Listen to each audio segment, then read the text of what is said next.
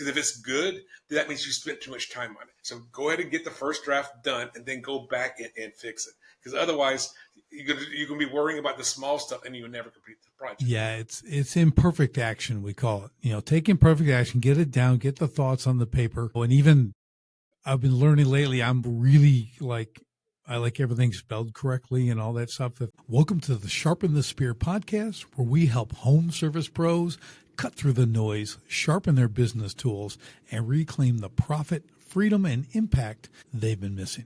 I'm your host, Richard Walsh, Profit Freedom Coach, and I'm here to help you stop grinding and start growing. Let's sharpen the spear. And we are back on STS Sharpen the Spear podcast with another incredible guest. I've got Kevin Dunlap with us today. And as always, no one knows Kevin better than Kevin. So Kevin, backstory, bring us up to speed, and we'll get into the conversation. Well, as you just said, my name is Kevin Dunlap. I just moved to Raleigh, North Carolina a little more than 3 years ago. And for 18 years, I lived in Las Vegas, which is, as separate as living in the desert to living in the forest. But about me, I've got an extremely varied background, and I use that varied background in all aspects of my life.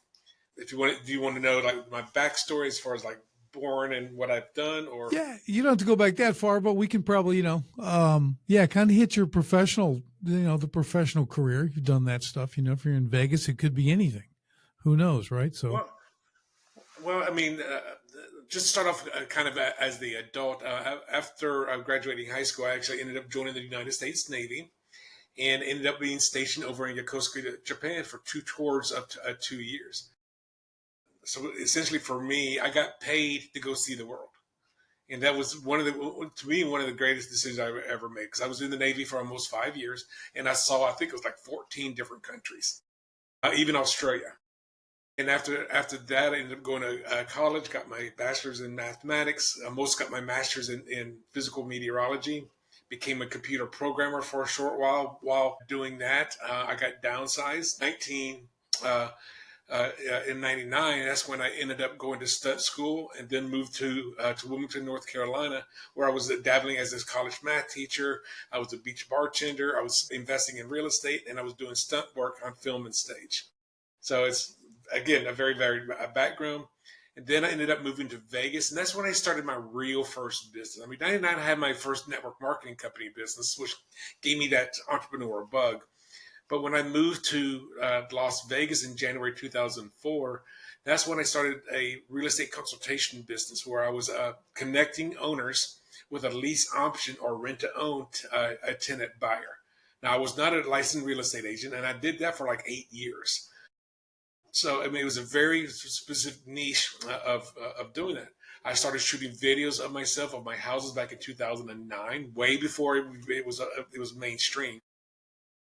And then got my realtor's license and ended up writing 4 books, had 2 podcasts, and just putting it all together.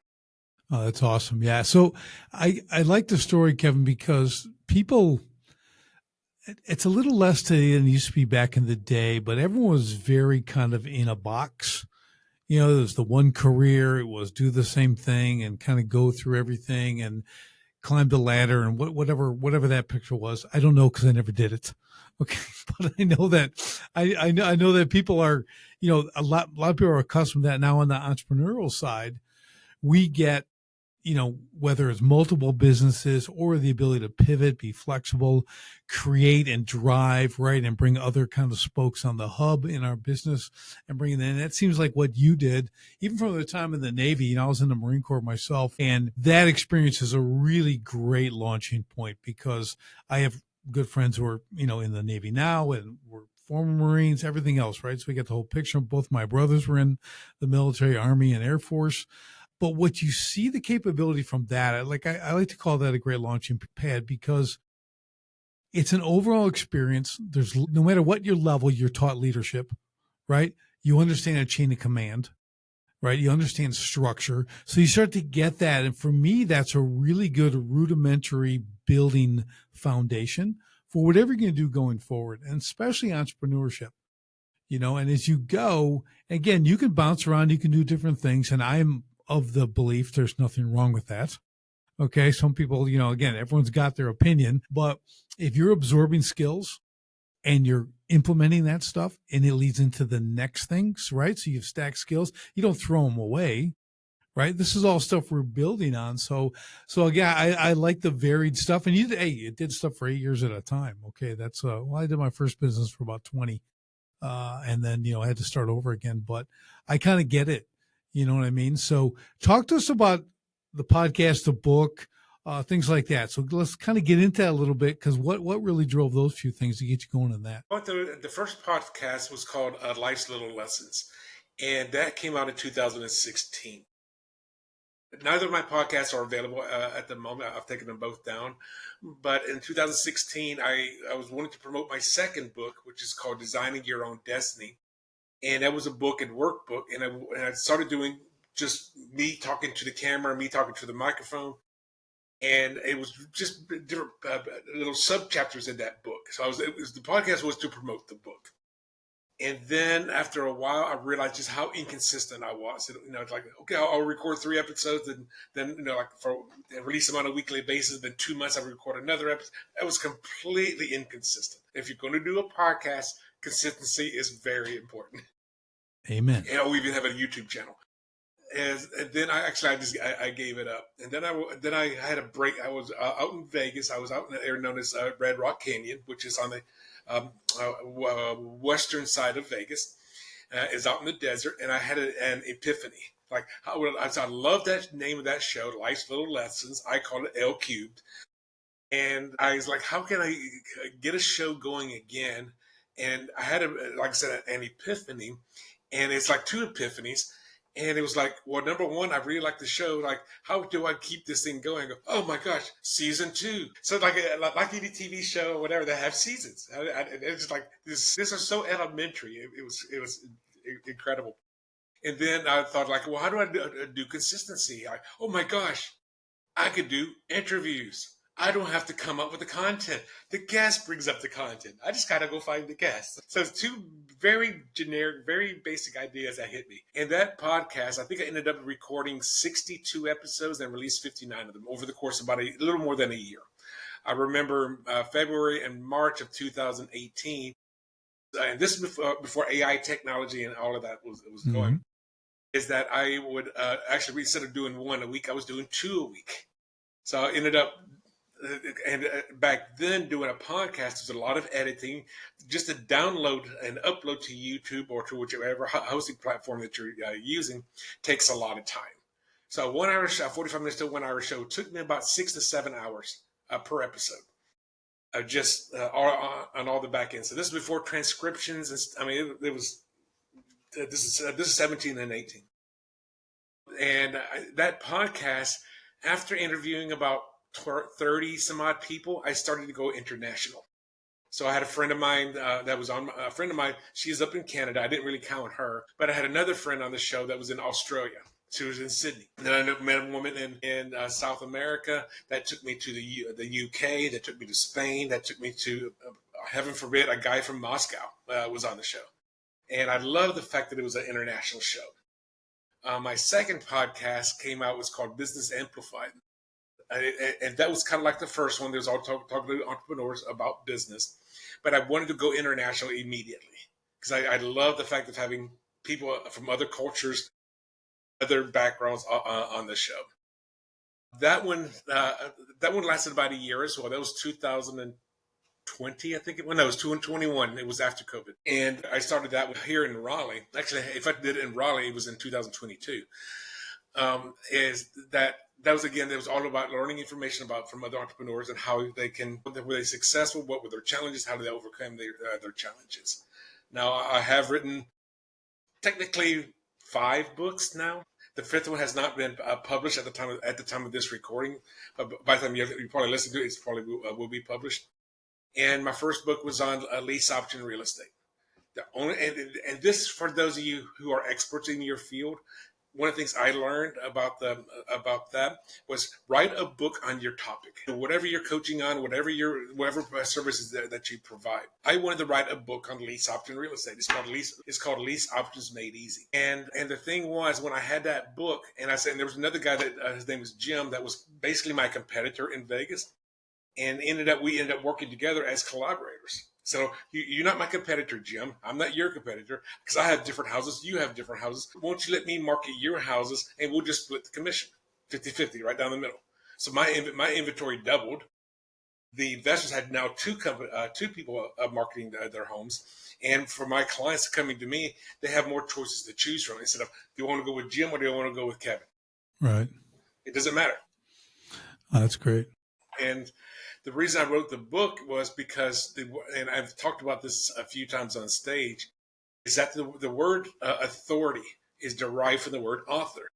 And if you write a book and we talk about that it has good content in it, then that makes you the authority on that subject. Plus, a book is also, as from a book I've read before, is a glorified business card. That's so right. if you keep it to two people and to do the exact same thing, and one is an author, the other one is not, most likely you're going to trust that author before the other person. Right. Yeah.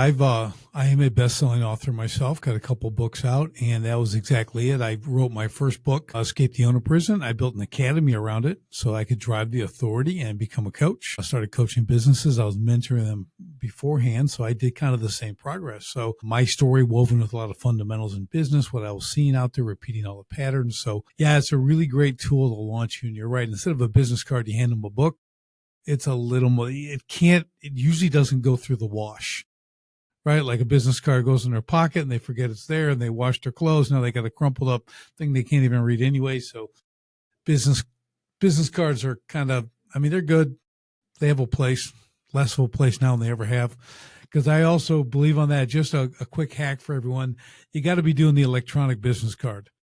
You can't be getting paper. You got to get their number.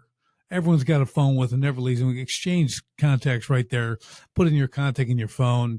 Beautiful. Now you can call them. You don't have to, it's just the simplest thing to do. And it really is an easy, fast way to get their contact. You can do follow-ups and everything else. So yeah, the authority building, Kevin, with the book stuff is really powerful. And today, yes, you can utilize AI. You can write stuff. I will tell you this though. I can smell an AI book a mile away right now. AI is really good. It's getting better. And I believe even from a copyright and trademark standpoint, it has to be 51% written by the person. And then the other 49 can be AI. Now they have ways to detect that. I think they use AI to detect AI. I believe to know. So however that works, they can do it. But I know that is currently that's the law as far as copywriting and trademarking. Doesn't mean you have to have a copyright or trademark to write a book, right? So if you do it in AI, and I didn't mean this to become a book writing seminar, but if you do it via AI, you can go in and add your own touches and clean it up a little bit, and put your own, and there's also editors now that'll do that for you. They can actually, and I'm sure they're using AI to dive deeper into who you are to create it to sound more like you. So there's a lot of great techniques using these tools to really make it sound like you, but everyone's not a writer. What do they say? 82% of all people want to write a book. 2% actually do. Okay. So, and I run a lot of other authors right now because I'm releasing a science fiction series right now. So it's just completely turnaround from all the nonfiction books that I've written. And a lot of people, and I've come across, because I'm around 40 other authors that are in the science fiction fantasy arena. And a lot of them are writing the book, and they never even finish the first draft. They're like, you got to write that first draft, finish that thing. It doesn't matter how good or how bad. Hopefully it's bad. I two kudos up or two thumbs up if it's bad. Because if it's good, then that means you spent too much time on it. So go ahead and get the first draft done and then go back and fix it. Because otherwise, you're going to be worrying about the small stuff and you will never complete the project. Yeah, it's imperfect action, we call it. Take imperfect action, get it down, get the thoughts on the paper. And even I've been learning lately, I'm really I like everything spelled correctly and all that stuff. If that little red squiggly line comes underneath my word, I go back immediately and fix it. I don't know. I got some some school issues from a child. But if you could just roll through all that and not even worry about that kind of stuff, you can write even faster. Like, it's okay. Words are going to be spelt wrong. You'll still know what you meant, right? Get the ideas down on the paper, on the screen, however you want to call it, and just keep going and just knock out those chapters and everything else. And here's the thing for me, when I was writing my science fiction book, which is called A Demon's Rebellion, I'm on my 11th draft by the time I'm uploading it to the print-on-demand sites. Now, most of my books are between the 4th and 6th drafts, but for this one here, it's like, no, because the 10th and 11th draft, I was just talking about headers and subheaders and commas and that. And that, of course, I want the final perfect version. Yeah, because I think also, a lot of people are into, Kindle. I have mine's available there, audio versions. I've got, the print version. And I don't know, I have no data on this at all, but the print version to me is where it's at. I get audio version, I get Kindle, the electronic, but there's something for people who really enjoy reading. Nothing replaces the physical book. The turning of the pages, right? The highlighting it in a page with a highlighter. Because I love the highlight and stuff, right? Yeah.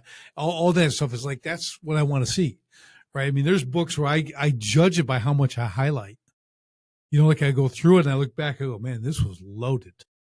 Like there's stuff, and there's some like, well, there's my 3 highlights in 150 pages. Okay. That's not much. I got something, but I didn't get a lot, but that's the way it goes. And so I really love the actual physical book because it also can't be deleted or taken or disappear or whatever. I've got the actual copy to be read and handed down or whatever. So big fan of the actual written book. Same here. I like the tactile feeling of it. Yeah, now, my books are ebooks. Like I said, my science fiction book is my first time I've done hardcover. So I have softcover, hardcover, and ebook versions. Now, all my nonfiction books, they're only paperback and ebooks. I don't have an audio file. But now, with the AI technology out there now, you can read like 11labs.io, upload my voice to it, go through sentences and stuff like that, and then 11 Labs can then convert your PDF file per chapter into an audio file without you having to go and reread the whole book. Yeah, and you know what? Here's the real business takeaway for this. You should do all of it. Okay, like I like the physical book, but you want as many people, because if the people are into audiobooks, that's the only way they read. Okay, so they listen. Okay, my kids, we traveled a lot across the country, trips and all this stuff. They grew up hearing the audio portion of books, but we hit a lot of books, right? They're all good readers and everything else because that's a great way to travel. When I have the music on, we've got books and stories, and they're listening to those and they remember all those things.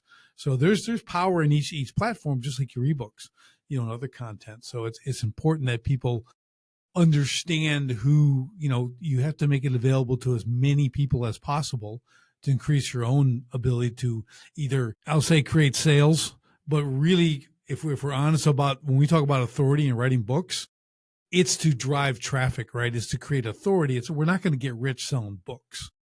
Okay. We're really going to, if we attach it to courses and coaching and whatever that might be, the next step, that's where you make your money. That's how you monetize from a book. Because a lot of people, Kevin, I really think you're going to make a gazillion dollars because you wrote a book, even a bestseller. I hate to be the bearer of bad news. It's just, that is a rarity. Okay. You got to be like New York Times bestseller, whatever, this will be year long. I don't know what, but it's way beyond most people's attainment. Well, I read a book back in 2000. I don't know if it was 2014 or 15. It's kind of what got me wanting to write my Lease Option Made Easy book. And it was 2 authors as well as publishers got together and wrote a book. It's called Book the Business. And it says, I think it's called Book the Business. It's the title. The subtitle is How to Make a Big Money Without Selling a Single Copy. Because it's like when you write that book, because you have to have this in your mind. Are you writing that book so you can sell it and make money off of it? Or do you want to write that book because of what it can do for you? What stages does it get you on? Which podcast is it getting you in? If it's a really good book, maybe you're going to be on Good Morning America or some other thing like that. And it's not about making money from the sales of the book. It's making money from what the book can do For an example, if I wanted to speak on a Richard's stage and I send him a copy of my Designing Your Own Destiny and say, hey, Richard, read chapter 6 and 7. This is something I think your audience would love to hear for this 1 hour event or this weekend event. I can get a stage up there. So therefore I give you a copy. I give everybody that attends a copy. But the things I'm making $1,000 from what I'm selling from the stage. Right. Or it's a bonus. It's exactly what it is. You really need to understand the purpose of that, because that is what it's for. It's to drive that authority, to get them in the program. And writing is great. I mean, there's nothing wrong with it at all, right? And people, I think once they understand that and they use it as a vehicle, a book is just a vehicle, right, to help you go somewhere. And you're right. I've been on stage because of it. You can hand it out. You can do all that stuff. It's an authority builder, like you said. And it's not overly difficult, right? But people have to understand, like you said, you have to be very purposeful in what you're writing. You know, I was very specific, even down to my niche, to who I'm writing for, right? So my subtitle, you know, it's Escape the Owner Prison, the contractor's new way to scale, regain control, and fast track growth while loving life. I didn't say the business owners, way too wide of a net, right? No one's going to read that. But I go contractor because that's what I'm talking about. That's what I've been and everything else. Now I can niche and create my coaching around contractors, blue collar business, that type of stuff, and continue from there, right? Ebooks, other content stuff I put out, videos I put out, my podcast becomes that what we're on here. I had another one called Escape the Owner Prison Podcast, did 115 episodes. I started that in 2020. 115 episodes, 1 hour episodes with guests. That was great. A lot of fun. Met some incredible people. Again, you get to talk to some amazing people. I had everything from NBA coaches to Navy SEALs.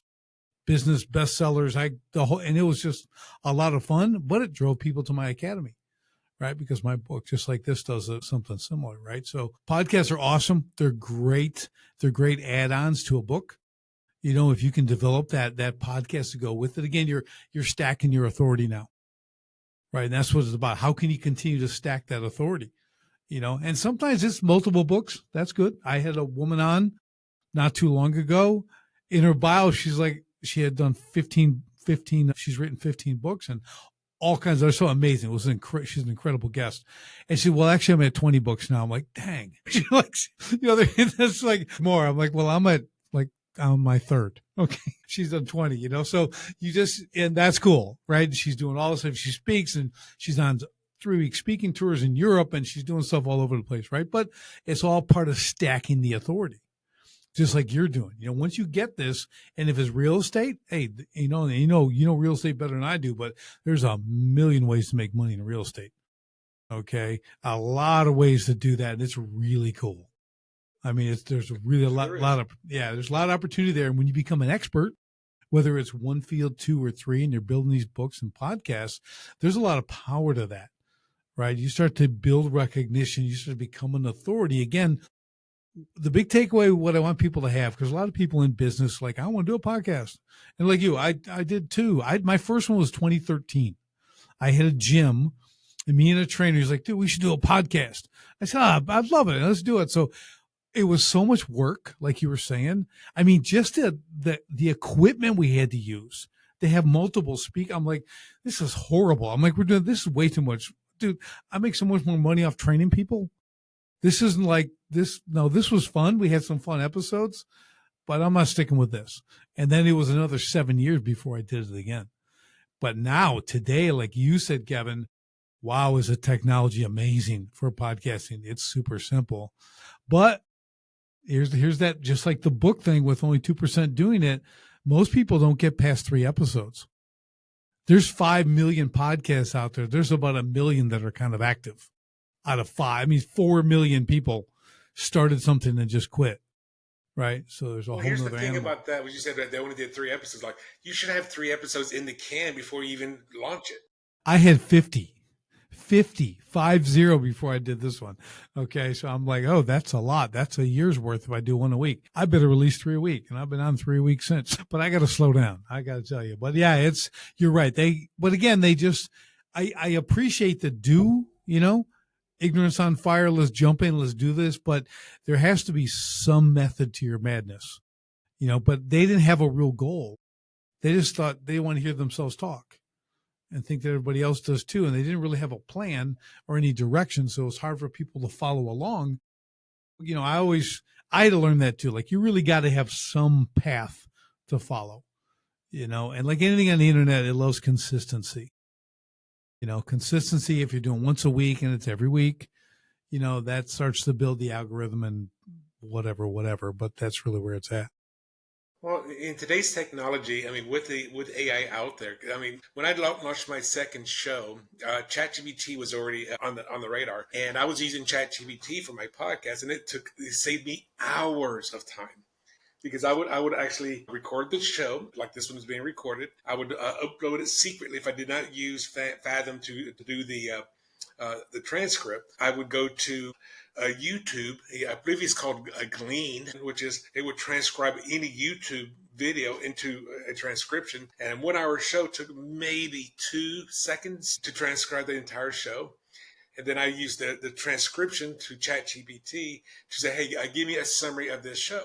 And so it would give me a 3-paragraph summary. It gave me all of that stuff. Like, I just saved so much time. Well, you know what else, Kevin? What I've been doing too. After you get all these recordings, you don't understand that's all content. And just like you said, this all transcribes it. Like, I get done, same thing. It's all fully transcribed. Okay, you've got all the audio, you got the different tracks, it creates clips. It'll create all the clips for you. You can, focus on the speaker or both or auto or just me or whatever. And like, you can create courses out of that.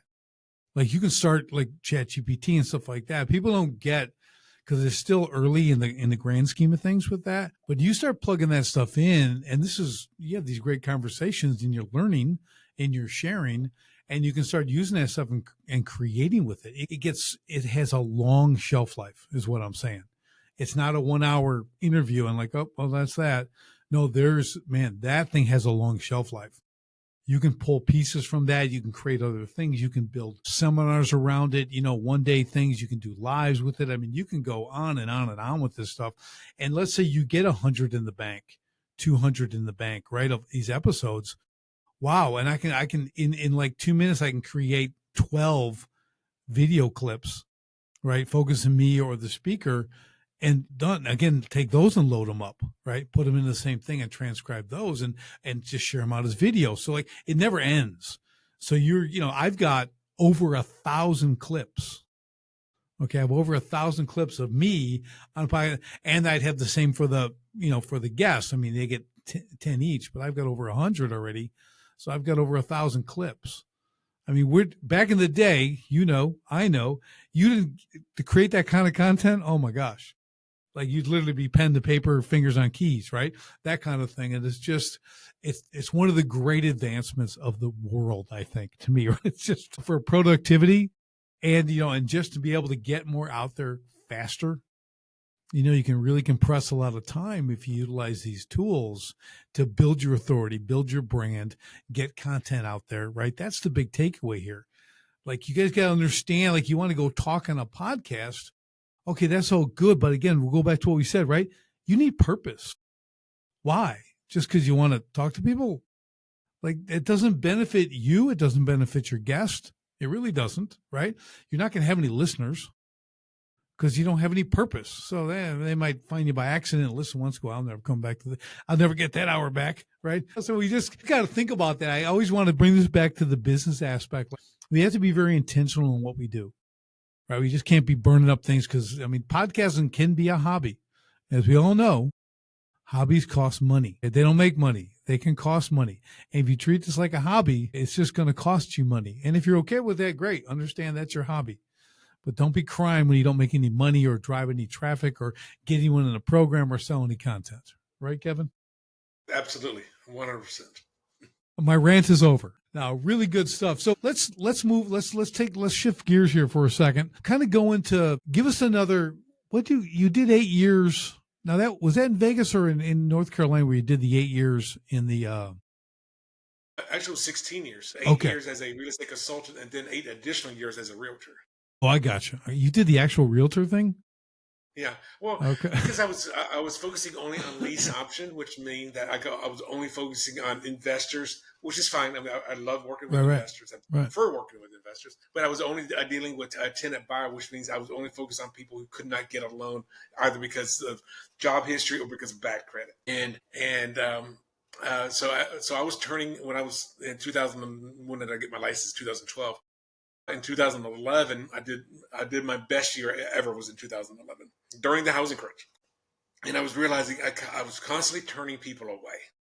I go, why are you using me? I've got 12 or 15 houses to choose from. There's 10,000 houses on the MLS. You qualify for a loan. Why do you so let me turn you away? I couldn't help you. Or somebody says, hey, I got bad credit and I have no money. I go, okay, so I can't help you because on a lease option, you have this thing called an option payment.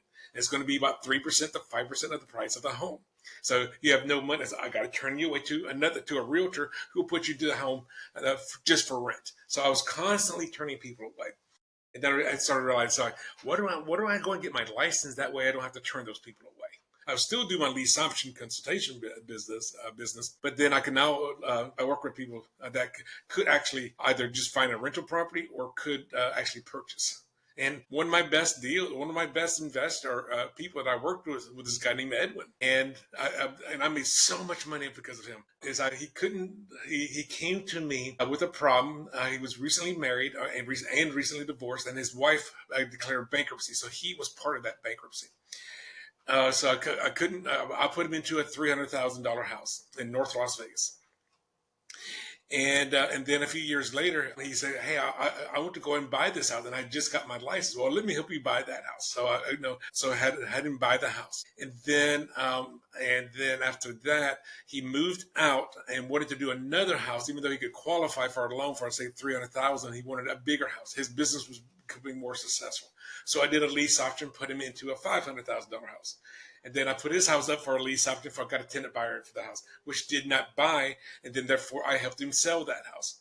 And then he moved into another house, $1 million house, and I put a lease option tenant into that house. So I mean, end up doing I think 8 transactions with him. Nice, nice. So Yeah, yeah, that kind of stuff's great. I could have only done one because I didn't get my license. Right. And here's another important takeaway. Sometimes you get into something, that doesn't require that heavy get a license, get this, but you're able to make money and do that. But a natural progression is, well, that's like another spoke on the hub, right? You got a wheel, you're the hub, and you're bringing these spokes that tie into the same type of business, but now you can offer it to more people because you've been able to grow, stabilize initially, and now you get to expand by getting that realtor license or whatever it might look like. And that's pretty common in a lot of businesses. But it takes the initial business to be humming along, right? A lot of people, Kevin, I see jump a little too soon at it's the old shiny object syndrome.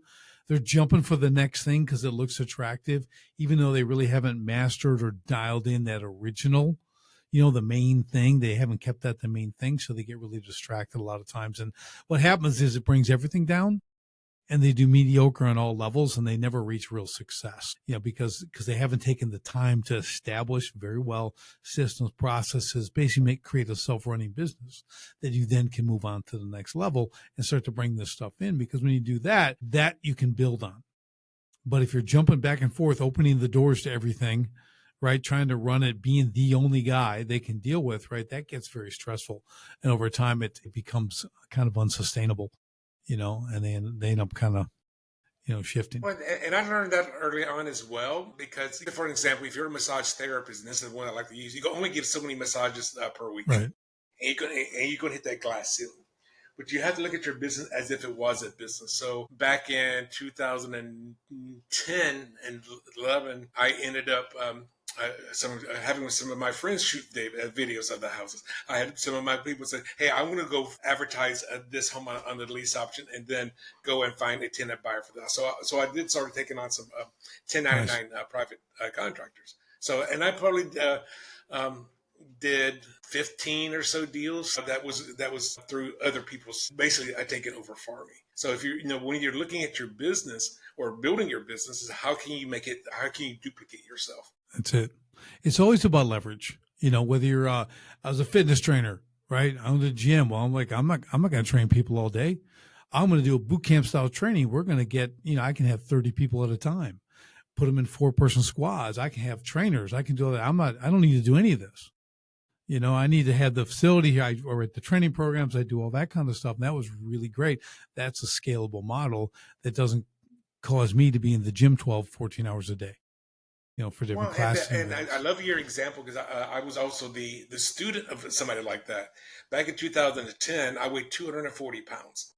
And I had a goal starting in May of 2010 that in the next 90 days, 90 or so days, I'm going to lose 70 pounds. That's a goal. Over the course of 90 days. And I lost 60, went from 240 to 180. 170 would have been too unrealistic, anyway. But I went from 240 to 180, but I did it all because of this program called P90X. Right. So there's Tony Horton. He goes up there, he creates a video series and becomes one of the most successful ones at that time. Yep. But the thing is, he just duplicated himself and now he just goes out and market the That's it. Business. That's it. He's got other trainers working, but it's videos and they can do the whole thing. You go back to Tybo. Remember Tybo? Remember that nonsense? I never did it, okay, but good. You can keep your man card. No, I'm just kidding. But I never did either. But you know what I mean. But it's leverage, right? That's kind of we're always looking for that in business. Doesn't matter what level you're at, what you actually do. Leverage is key, right? How do we leverage our inner genius? How do we take that out? We talked about podcasting and book writing. We talk about real estate, lease ops, all these different things. And if you kind of catch the theme here, and this is why this is important, doing these different things, is we learn how to leverage ourselves in these different areas, right? And if you can do that, if that's your mindset going in, just not being a one and done, kind of I'll just do everything for a while, then I'll jump to the next thing. How do you build something that you can leverage? You can duplicate.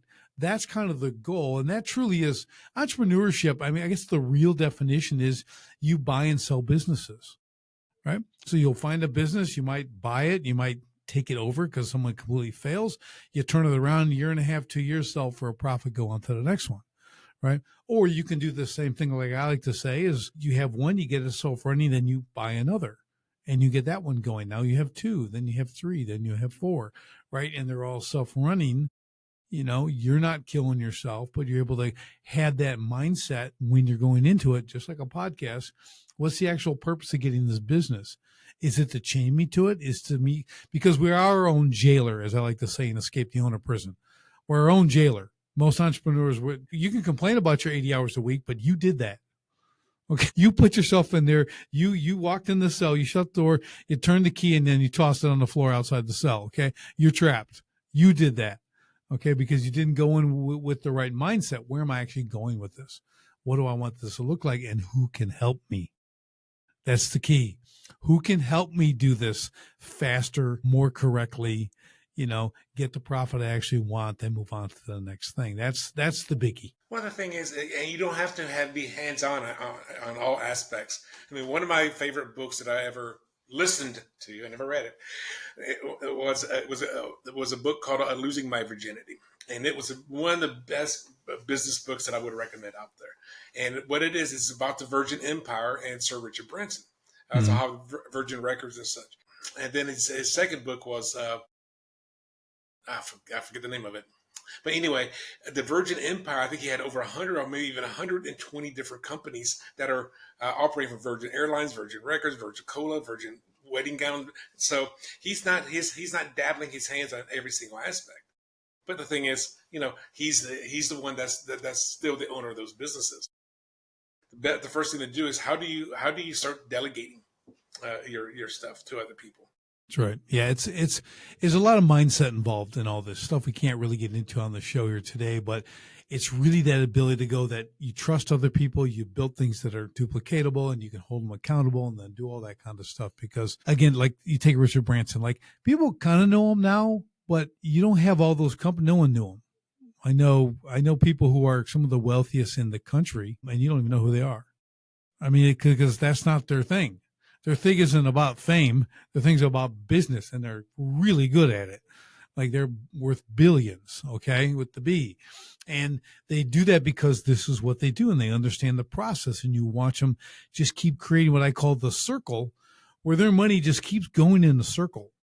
It goes out and makes more in this company they own, then goes to that company they own, and then this part of the company does the rest of that work. And it all keeps going in a circle with them being in, in the receiving spot, right? So they leverage their different companies that all feed back to one place. That's amazing. And now all of a sudden they have a net worth of $30 billion.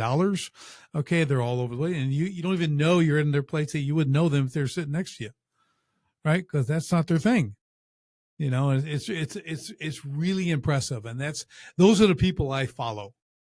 Like I want those people, who are building their business. The last thing they want is the fame. I always tell my kids, you want the fortune, not the fame. Okay. Fame and fortune is cool. You can have the fame. I'll take the fortune. Okay. Cause I can't work that hard to maintain fame.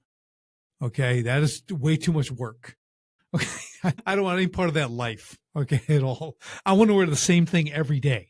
I don't want to be a slave to fashion. Okay. I want to go in a t-shirt and my shorts and go work and make a ton of dough. You know what I mean? Like, that's where I'm at. So you have to pick your path, right? That's kind of what we got to do. Awesome. Well, Kevin, this has been a great off the cuff discussion here. Neither one of us planned any of this, but man, we took it somewhere. This has been really good. Sure did. Yeah, I appreciate it. So I know the audience is getting a lot from this. Again, you're going to get these nuggets, you guys. When you listen, there's always something we can pull. I mean, the best learners, Kevin, myself, all these other people, when we're out there, we're always pulling something for what we're listening to, because I never waste my time listening. If you got one thing or two things from this episode, is worth it. Go now go apply it. That's the key. You get these nuggets, you got to put them into play. If you don't put them into play, now you're burning up time. If you read my book and you put it back on the shelf and don't implement anything, well, you're just a learner. Okay. You're not applying anything you learn. You got a bunch of paperweights now. They're called books. Okay. You got to highlight them bad boys, go apply that stuff, and that's what it's all about. So Kevin, if people want to follow you, get your books, kind of see what's going on, get your help and things they need, where do they need to go? The best way to go would be to go to just contact me. I've got several different emails and websites, but probably the best one to go through right now is Kevin at kevinadunlap.com. Again, that's Kevin, just Kevin at kevinadunlap.com. Now, all of my nonfiction books you can find on Amazon, and they're going to be on other platforms as well. And I always go by Kevin A. Dunlap. The reason being is if you just Google Kevin Dunlap or Kevin Wayne Dunlap, the Kevin Wayne Dunlap is known in the book known as Murderopedia. So I do not want to be confused with that. Gotcha. Kevin A. Dunlap. Don't forget, that is where it's at. All right. Well, Kevin, thank you for your time today. This has been fantastic. We appreciate it. And for everybody else, we'll see you on the next STS podcast. Thanks for tuning in to Sharpen the Spear podcast.